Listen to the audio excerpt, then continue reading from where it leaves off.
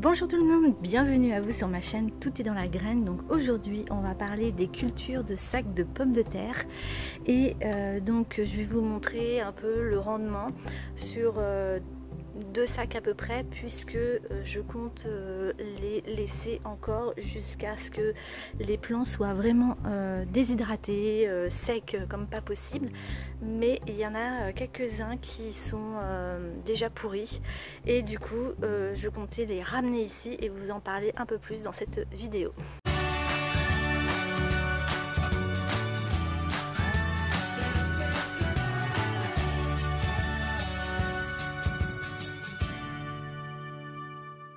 Alors ici nous avons le sac de pommes de terre. Donc la première chose que j'ai envie de vous dire, c'est que déjà je suis partie sur les pommes de terre de mon magasin bio et peut-être que j'aurais dû acheter dans les magasins de plants pour acheter des plants de pommes de terre en sac et peut-être pas partir sur des plants de mon magasin. Donc peut-être que c'est une première erreur. La deuxième chose que je voulais vous dire, c'est que quand j'ai planté toutes ces pommes de terre, j'ai eu dès les premiers temps beaucoup de mouches blanches et j'ai pas traité tout de suite le problème, puisque pour moi c'était pas utile. Je pensais qu'il allait y avoir des dorifores, mais j'en ai pas du tout eu. C'est vraiment la mouche blanche que j'ai vue en premier lieu. Du coup j'ai acheté ces petits pièges jaunes collants. Bon là il est un peu un peu en fin de vie, donc j'ai acheté ces pièges collants et un peu tard dans la saison, donc ça n'a pas contribué à un bon rendement au niveau des pommes de terre. La deuxième chose, j'ai eu beaucoup de limaces. Alors les limaces, ici, elles se collaient vraiment en dessous du sac, et du coup c'était un bon moyen pour les récupérer et les envoyer ailleurs, de les mettre ailleurs. Donc puisque en dessous de mon sac j'avais mis une coupelle pour que quand j'arrose ça fasse un peu de fraîcheur, que l'eau reste en bas de la coupelle. Et en réalité ça a été un vrai nid à limaces. Donc il a fallu plusieurs fois que je soulève ça et que j'aille chercher en dessous toutes les limaces. Qu'est-ce que j'ai rencontré comme problème? J'ai acheté du terreau premier prix pour mettre dans ces sacs de pommes de terre. Donc il y a aussi ce côté, peut-être que la terre n'était pas bonne. Ensuite, dans mes erreurs, bon, après j'ai rajouté aussi de la tonte de pelouse, par exemple. Voilà, j'avais mis de la tonte de pelouse. J'ai rajouté des coquilles d'œufs, mais là je pense que ça n'a pas fait grand chose. Donc aujourd'hui j'avais envie de vous montrer un sac où il y a un plant de pommes de terre. La chose que je vais faire l'année prochaine, c'est que je ne vais pas mettre juste une pomme de terre par sac. Je pense que je vais en mettre au moins 3.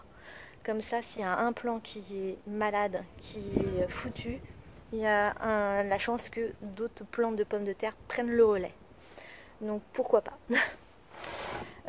Ensuite, je me suis dit aussi que l'année prochaine, j'allais retenter l'expérience en les mettant à l'abri, c'est-à-dire faire une toiture, un truc qui fait que tout ce qui est la pluie, quand elle tombe dessus, ne touche pas trop le feuillage. Donc voilà, peut-être mettre un endroit plus abrité. Donc je vais les changer de place. Je vais retenter l'expérience, mais je vais les changer de place. Donc là j'avais envie de vous montrer un peu un sac de pommes de terre, combien de pommes de terre j'ai à peu près dans ce sac. Pour avoir déjà fait l'expérience avant, j'ai peut-être récolté peut-être 6-7 pommes de terre par sac, pas plus. Donc là il y a un plan. Ici j'ai un sac avec un plant complètement desséché, déshydraté, avec mon piège. Ça aussi je vais le travailler mieux l'année prochaine. J'en mettrai dès le début des cultures ces petits pièges pour les mouches blanches. Hop.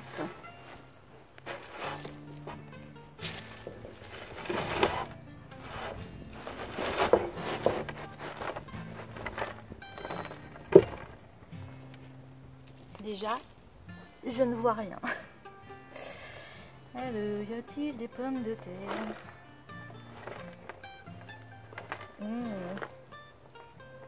Un truc qui est bien dégueulasse. Je pense que la pomme de terre d'origine est bien dégueulasse. Donc là, il y en a 1, 2, 3, 4. Et je pense que ça va être tout. Un sac m'a donné 4 pommes de terre, ce qui est vraiment très nul. Donc ça c'est le sac qui était vraiment malade. En bas, une autre, toute petite. Je regarde, mais je pense qu'il n'y en a pas d'autres. Donc ça c'est vraiment le sac où le plant est tombé malade très rapidement et du coup je pense qu'il n'a pas été au bout de sa croissance. Et du coup voilà le résultat, c'est qu'il y en a eu allez, 5 pommes de terre, ce qui est vraiment très nul. Mais si on compare au fait que j'ai mis à la base une pomme de terre, bon bah j'ai un rendement de 4 autres. Ce qu'on peut voir, c'est que la terre qui est vraiment en bas, elle est encore humide, elle est fraîche, elle est, pour moi elle est bien là. Il y a vraiment une fraîcheur au niveau de la terre, elle n'est pas... Au-dessus, elle est ultra sèche, mais plus on descend, plus c'est frais. Et ça, pour moi, c'est un bon signe. Ma conclusion pour ce premier sac, je pense que le terreau est trop pauvre, même si j'ai mis pas mal de compost en granules pour qu'il y ait de la nourriture. L'année prochaine, je partirai sur plus mes déchets de compost que je mettrai en sac. Ça me fera des économies de terreau parce que là le coût que j'ai mis acheter au moins 20 sacs de terreau voire plus pour remplir les sacs, ça m'a coûté super cher et là je suis pas du tout dans le rendement par rapport à ce que j'imaginais. Entre payer le sac plus le terreau plus le compost, du coup là je suis perdante pour le coup. Mais ça m'apprend pour l'année prochaine, je vais faire encore différemment, donc à suivre l'année prochaine. Donc celui-ci, il y a encore la plante, donc pour moi elle continue à faire des tubercules, elle continue voilà, à faire des pommes de terre. Je pense que c'est un peu trop tôt en fait de les retirer, mais je le fais juste pour la vidéo et il y a encore beaucoup de sacs que je vais pas faire parce que je veux vraiment laisser la plante aller jusqu'à la fin de son cycle. Donc hop. On va voir pour celle-ci.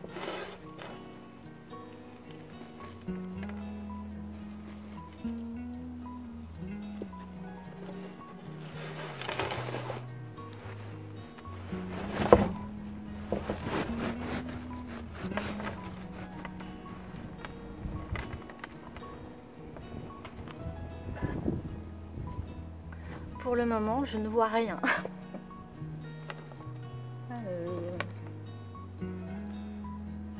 C'est toujours le trésor. Oui.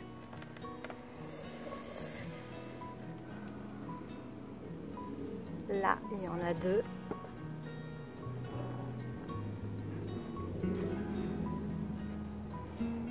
C'est pire, c'est pire. Là, j'ai 2 pommes de terre et 2 toutes petites. Donc, franchement,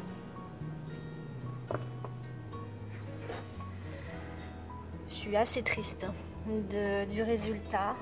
J'ai beau chercher. Donc l'expérience a été vraiment très catastrophique cette année. Surtout que je pensais avoir du rendement. Et je m'étais dit c'est bon, il y en a pour tout l'hiver. Si j'en ai au moins 1 kg par sac, vu que j'avais 20 sacs, ça me ferait au moins 20 kg, ce qui est quand même pas mal pour un petit jardin. Mais là, c'est très décevant. Du coup l'année prochaine je pense que je vais mettre en terre, ce que je voulais pas faire avant parce que ça prend pas mal de place dans le jardin. Mais là, vu la déception de la récolte, je me pose beaucoup de questions sur ces cultures en sac. Il faut vraiment que je trouve le moyen pour que ça marche, parce que là c'est 120 jours, vous imaginez? On a attendu 120 jours. 120 jours à peu près. Et pour avoir un résultat comme ça, c'est énorme.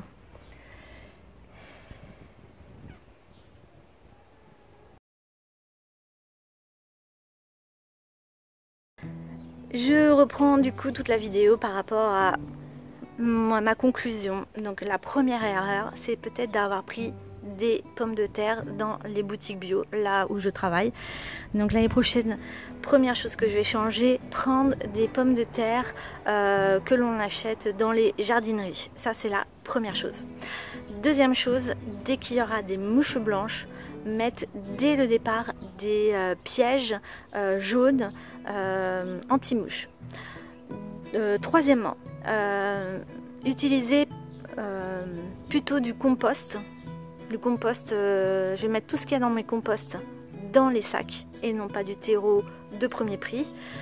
Voilà, plus un abondement peut-être de compost ou peut-être un amendement supplémentaire pour les pommes de terre. Donc je pense qu'il y a manqué de nourriture clairement, parce que là j'ai pas du tout de rendement.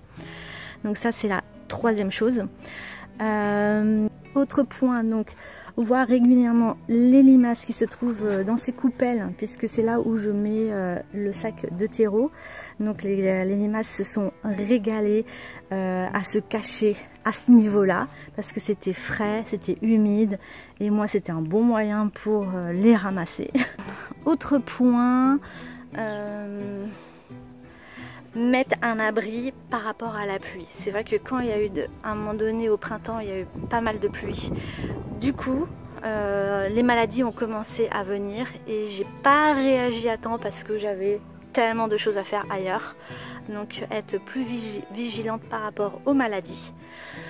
Ensuite, continuer à couper les feuilles qui sont abîmées, puisque le plant repart de lui-même. Les plants ont fait des fleurs, du coup ils ont vraiment eu un cycle. Il y en a encore actuellement qui sont en bourgeon. J'ai encore des plants de pommes de terre qui sont en bourgeon, donc du coup le plant n'a pas fini de faire son cycle. Voilà.